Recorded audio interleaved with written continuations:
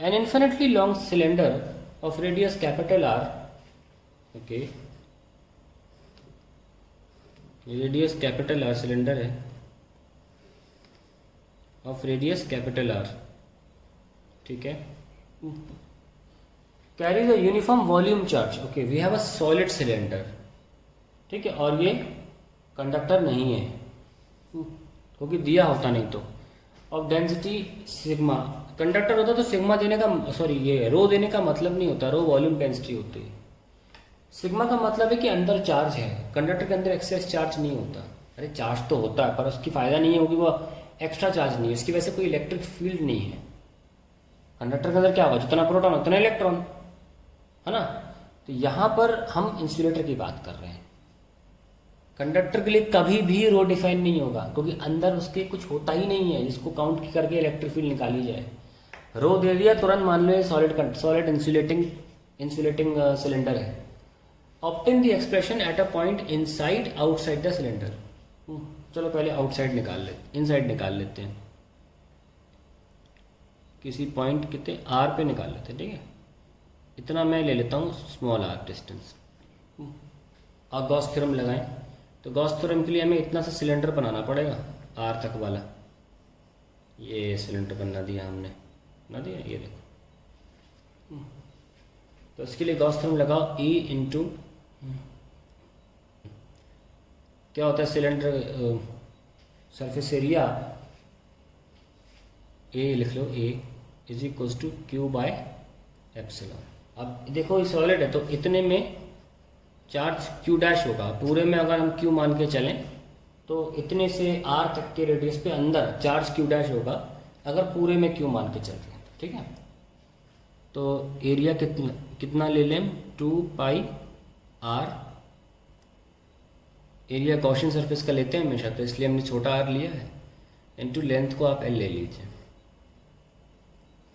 L is equal to Q dash by epsilon, अब Q dash निकालना जरूरी है, कैसे निकालें देखो, पाई आर स्क्वायर एल, इसमें चार्ज पूरा क्यू है, pi R square L, R कौन सा, रेडियस ऑफ एक्चुअल सिलेंडर पूरा, तो पूरे में चार्ज क्यू मान के जाना जा रहा है, तो पाई आर स्क्वायर एल, क्योंकि अंदर भरा पड़ा है तो वॉल्यूम बेस पे हम लगा रहे हैं unitary method, Q upon pi capital R square L into pi small R square L, cancel, pi pi cancel, क्या बचा, Q R square by R square, that is the charge we have in this selected cylinder, हम इसको replace कर सकते हैं यहाँ पे, E into 2 pi R L is equals to Q R square by capital R square divide by जो कहते हो एप्सिलॉन, चलिए ये कहानी खत्म हो गई, अब आप ये कैंसिल कर सकते हो, जितना भी कैंसिल मिल रहा है करो, इलेक्ट्रिक फील्ड क्या आ गई, Q R by capital R square, ये ऐसे लिख दिया 2 पाई एप्सिलॉन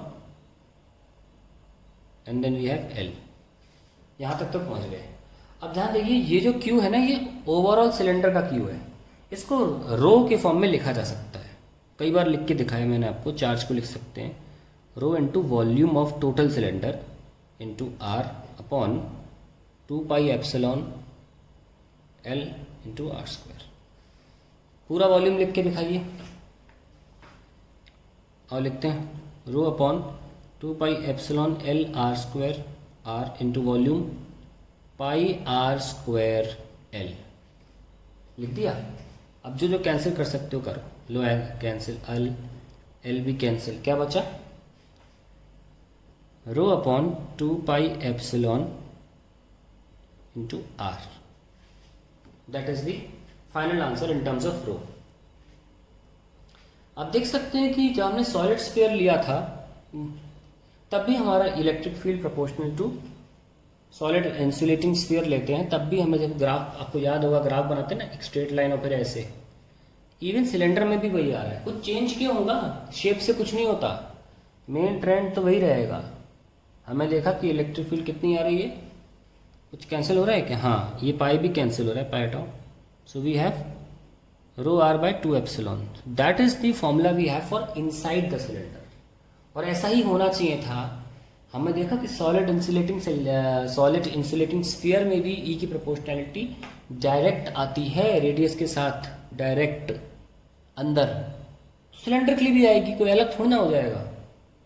अब हमने एक काम तो कर लिया, अब आइए सरफेस पे निकालते हैं। Now let's find the electric field of that cylinder जो हमने लिया था, सॉलिड नॉन कंडक्टिंग सिलेंडर जिसके अंदर चार्ज आ सकता है क्योंकि नॉन कंडक्टिंग है, इंसुलेटर है। हमने अंदर के लिए तो निकाल दिया, हमने अंदर के लिए कहीं पे भी के लिए इलेक्ट्रिक फील्ड इनसाइड निकाल दी। कितनी आई थी? रो r बाय 2 एप्सिलॉन। अब बारी है बाहर निकालने की। बाहर तो बाहर बना लो गॉसियन सरफेस, जहां निकालना है वहां बना लो गॉसियन सरफेस। बना लिया, लगाओ फिर E into area of Gaussian surface. ध्यान रखना एरिया गॉसियन सरफेस का होता है यहाँ चार्ज अपॉन एप्सिलॉन। ये चार्ज लिखा जाएगा rho into volume epsilon. Electric field four pi, यहाँ तक रेडियस r ले रहे हैं, r सॉरी स्फीयर का ले लिया मैंने, 2 पाई r l, और यहाँ रो, और वॉल्यूम जो लिया जाएगा वो उतना ही लिया जाएगा जितने में चार्ज है। चार्ज सिर्फ सिलेंडर के अंदर है जिसका रेडियस है कैपिटल R, तो कितना होता है? पाई r square l upon epsilon. ठीक है, तो अब देखिए इसको कैसे सॉल्व करना है। पाई और एल कैंसिल, पाई और एल कैंसिल, तो इलेक्ट्रिक फील्ड कितनी आ गई? Rho r square upon 2 epsilon into R. ये लीजिए, तो हमने देखा कि सिलेंडर के लिए बाहर की तरफ जो वेरिएशन आया वो 1/r आया, और होता भी यही है। एक लाइन चार्ज के लिए इलेक्ट्रिक फील्ड 1/r होती है, 2 के लैम्डा बाय r सुना होगा आपने। अब भी वही आ रहा है, बाकी चीज़ें तो कांस्टेंट है, वो मुद्दा नहीं है हमारे लिए, बाकी चीज़ें कांस्टेंट है। तो ये हमने दोनों एक्सप्रेशन निकाल दिए। बाहर रो r square by 2 epsilon r, मुद्दा ये था कि 1/r हो जाए। और फाइनली अगर आप निकाल ही रहे हो तो सरफेस पे भी निकाल लो। For surface electric field is rho r by 2 epsilon, क्योंकि हम r को r रख देंगे तो एक r कैंसिल हो जाएगा। तो हमारा फाइनल एक्सप्रेशन आ गया हर जगह का, ये इलेक्ट्रिक फील्ड का। अब हम इसको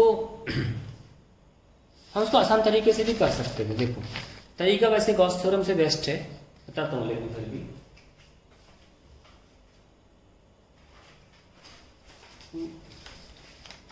देखो आसान तरीके से कैसे कर सकते थे कि आपको मान लीजिए 2 के लैम्डा बाय r आपको करना है, आप तुरंत 2 के लैम्डा बाय r प्रूफ कर सकते हो बहुत इजीली। आपको आसान भी लगता होगा गॉस थ्योरम से, ठीक है। और अगर नहीं भी लगता तो देखो हम करके दिखाते हैं आपको। भले उनने रो दे रखा है, जबरदस्ती आप लैम्डा लेके सॉल्व करने की कोशिश करो, है ना।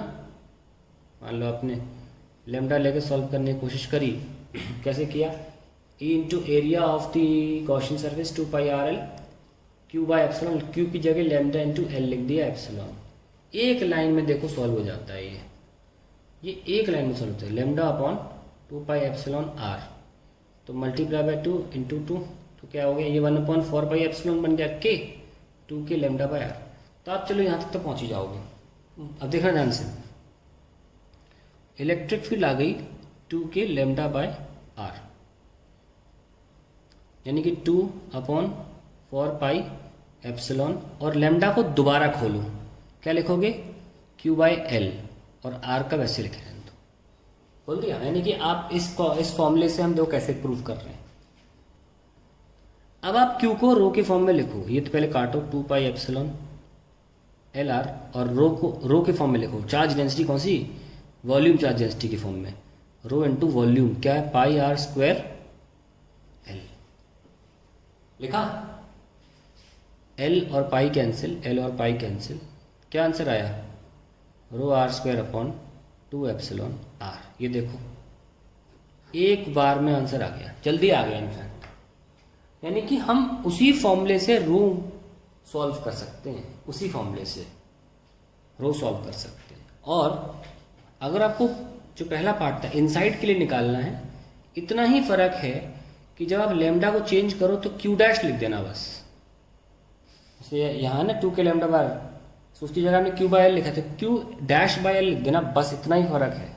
इतना ही फर्क करना है आपको इनसाइड वाले के लिए, क्योंकि वो इनसाइड चार्ज था और हम फिर यूनिटरी मेथड तो लगाना पड़ेगा क्या कि pi capital R square L में तो चार्ज पूरा क्यू था और पाई छोटा आर स्क्वायर में Q pi R square L into pi R square L, L pi cancel, so Q R square by R square. ये तो आपको फिर भी करना पड़ेगा, लेकिन ये फ़ायदा अच्छा है कि हमने आपको ये सिखाया कि लेमडा से आप रो में कैसे आए। आपने क्यू खोला और आप रो लिख दिए, तो इसको खोल 2k क्या होता है 1/2 पाई एप्सिलॉन आर एल, और क्यू डैश होगा Q into R square by capital R square, ये कैंसिल हो गया। और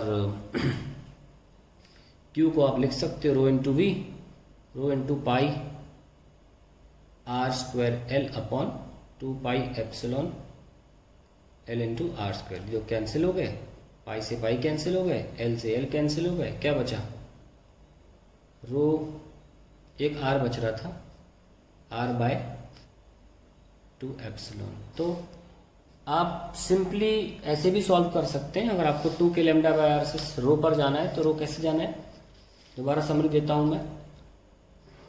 रो लेमडा को लिख लो क्यू बाय एल और फिर क्यू को रो के फॉर्म में लिख डालो, दैट्स इट। इतना ही करना है, दोनों आंसर्स तुरंत आ जाएंगे।